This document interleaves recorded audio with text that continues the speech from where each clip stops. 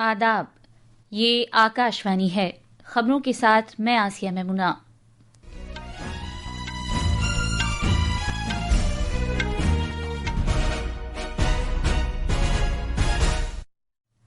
वजीर दाखिला अमित शाह ने कहा है कि हुकूमत ने बीएसएफ को दुनिया में जदीद तरीन और एक जारहाना फौज बनाने के लिए 5 साल का निशाना मुकर्रर किया है। वजीर खजाना निर्मला सीतारमण ने आज नई दिल्ली में बजट से पहले के 11वें सलाह मशवरे की सदारत की। भारत के 56वें बैनुल-अक़वामी फिल्म फेस्टिवल का आज दूसरा दिन है।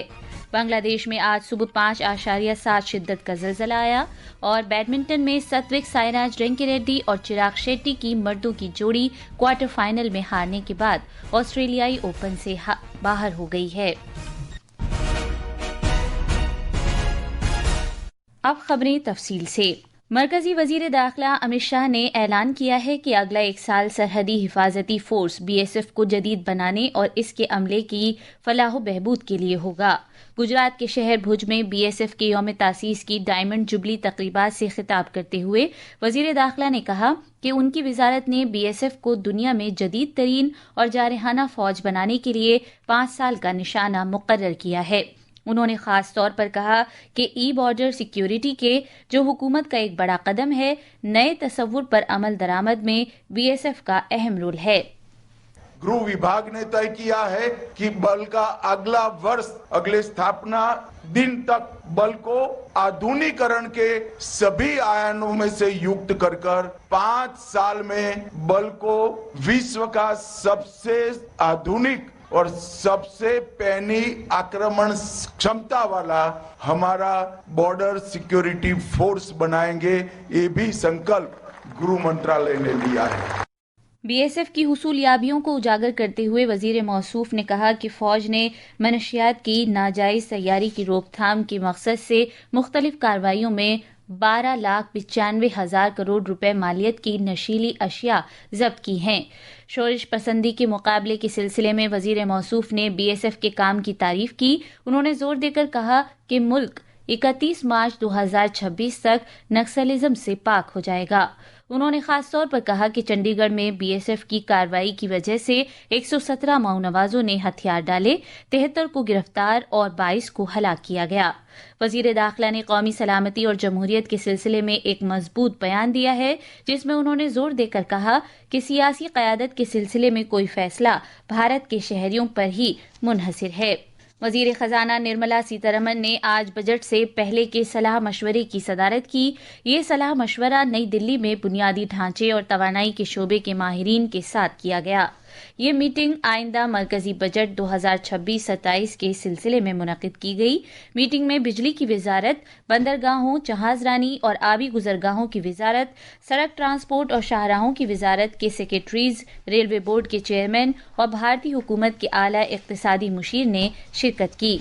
वज़ीर आज़म नरेंद्र मोदी G20 रहनुमाओं की 3 रोज़ा सरबराह कॉन्फ्रेंस में शिरकत के लिए आज जोहान्सबर्ग पहुंचेंगे। उन्होंने 2016 और बाद में 2018 और 2023 में ब्रिक्स की 2 सरबराह कॉन्फ्रेंसेज में शिरकत के लिए जोहान्सबर्ग का दौरा किया था। हमारे नामानिगार ने बताया है कि 2014 से अब तक वज़ीर आज़म मोदी की ये 12वीं G20 सरबराह कॉन्फ्रेंस है। पेश है एक रिपोर्ट। वज़ीर आज़म नरेंद्र मोदी अफ्रीकी सरजमीन पर अब तक की पहली G20 सरबराह कॉन्फ्रेंस में शिरकत के लिए आज शाम जोहान्सबर्ग पहुंचेंगे। इस 3 रोज़ा इज्तिमा के दौरान वो सभी इजलास में शिरकत करेंगे और भारत की बुनियादी तरजीहात पेश करेंगे, जिनमें आलमी जुनूब की तशवीश, पायदार तरक्की, आबो हवा में मुताल्लिक़ कार्रवाई, तवानाई की तरसील और आलमी हुक्मरानी में इस्लाहात शामिल हैं। G20 सरबराह कॉन्फ्रेंस से अलग वो जनूबी अफ्रीका के सदर सिरिल रामाफोसा और बहुत से आलमी रहनुमाओं से मुलाकात करेंगे। वो भारत, ब्राज़ील, जनूबी अफ्रीका, इब्सा के रहनुमाओं की मीटिंगों में भी शिरकत करेंगे। ये G20 की चौथी लगातार कॉन्फ्रेंस है जिसका इनेकाद आलमी जुनूब खित्ते में किया जा रहा है। इस साल का मौजू है यगानगत, मुसावात और पायदारी। जनूबी अफ्रीका ने अपनी सदारत के तहत कुदरती आफात से निमटने के निज़ाम को मुस्तहकम बनाने, कम आमदनी वाले मुल्कों के कर्जे के तसलसल को यकीनी बनाने और सबकी शमूलियत वाली नीज़ पायदार तरक्की के लिए तवानाई की मुसावियाना तरसील और अहम मादनियात को बरूएकार लाने के लिए रकूम की आमदोरफ्त को मुस्तहकम बनाया है। जोहान्सबर्ग से आसुनो की रिपोर्ट के साथ उर्दू खबरों के लिए मैं असलम बेग। وزیر اعظم نے اس سے پہلے رخصت ہوتے ہوئے اپنے بیان میں کہا ہے کہ یہ کانفرنس ایک ایسا موقع ہے جب بنیادی عالمی معاملات پر بات چیت کی جا سکتی ہے۔ انہوں نے یہ بھی کہا کہ وہ کانفرنس میں بھارت کا نظریہ پیش کریں گے جو واسودھیو کٹمبکم اور ایک کرۂ ارض ایک کنبہ اور ایک مستقبل کے ملک کے نظریے کے مطابق ہے۔ یہ خبریں آکاش وانی سے نشر کی جا رہی ہیں۔ بھارت کے بین الاقوامی فلم فیسٹیول افی 2025 کا آج دوسرا دن ہے۔ یہ اس فیسٹیول کا 56واں ایڈیشن ہے۔ اطلاعات و نشریات کے وزیر مملکت ڈاکٹر ایل مروگن نے باوقار ماسٹر کلاسز کا افتتاح کیا۔ ان کے ساتھ اطلاعات و نشریات کی وزارت کے سیکریٹری سنجے جاجو بھی تھے۔ یہ تقریب گوا کے شہر پناجی میں کلا اکیڈمی میں منعقد ہوئی۔ معروف فلم ساز مظفر علی بھی اس افتتاحی تقریب میں موجود تھے۔ وہ افی 2025 کی پہلی ماسٹر کلاس لے رہے ہیں۔ مغربی بنگال میں اسمبلی انتخابات کے لیے الیکٹرانک ووٹنگ مشین ای وی ایمز کی پہلے مرحلے کی جانچ FLC آج سے کولکاتہ کے شہر نیو ٹاؤن میں شروع کر دی گئی ہے۔ سینئر نائب انتخابی افسر گیانیش بھارتی کی قیادت میں ECI کی یہ ٹیم ورکشاپ میں موجود ہے۔ یہ ٹیم مغربی بنگال میں SIR کا جائزہ لے رہی ہے۔ بھارت کے انتخابی کمیشن کے سیکریٹری مدھوسودن گپتا اور بھارت کے الیکٹرانکس کارپوریشن لمیٹڈ ECIL کے سینئر نائب جنرل مینیجر PC مونڈل نے بھی اس پروگرام میں شرکت کی۔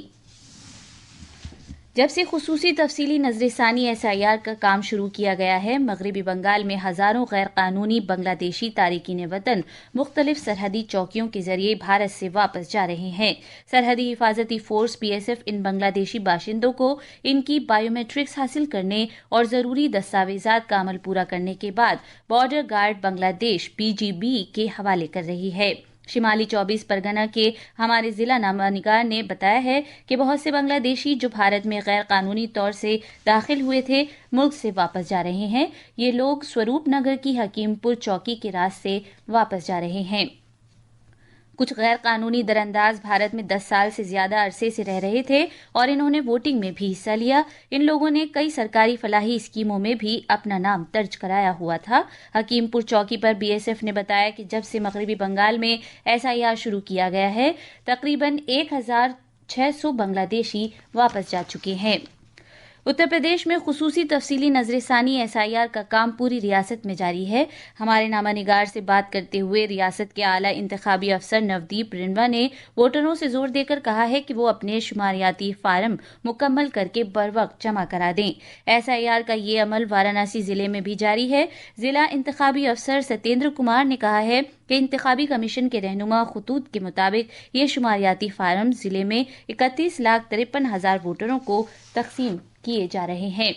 آج صبح ایک درمیانی سطح کے زلزلے نے ڈھاکہ اور بنگلہ دیش کے بہت سے علاقوں کو ہلا کر رکھ دیا، جس کی وجہ سے رہائشی گھروں سے باہر آ گئے کیونکہ زلزلے کی وجہ سے عمارتیں لرزنے لگی تھی۔ بنگلہ دیش کے محکمہ موسمیات کے مطابق یہ زلزلہ آج صبح 10:10 پر 5.7 شدت کا تھا، جس کا مرکز نرسنگڈی ضلع کے تحت مدھابدی میں تھا۔ ڈھاکہ میں کچھ سیکنڈز کے لیے شدید جھٹکے محسوس کیے گئے، جس کی وجہ سے کثیر منزلہ عمارتیں لرزنے لگی۔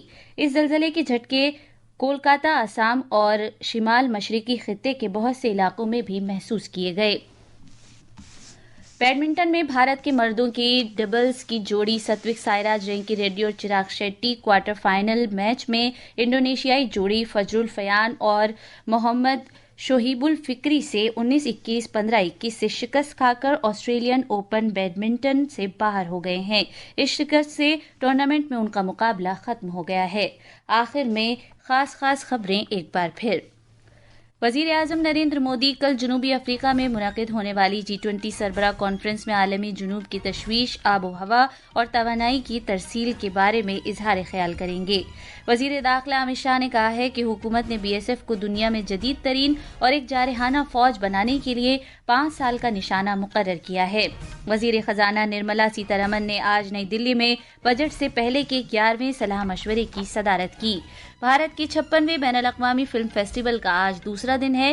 بنگلہ دیش میں آج صبح 5.7 شدت کا زلزلہ آیا۔ اس کے ساتھ ہی خبروں کا یہ بلیٹن ختم ہوا۔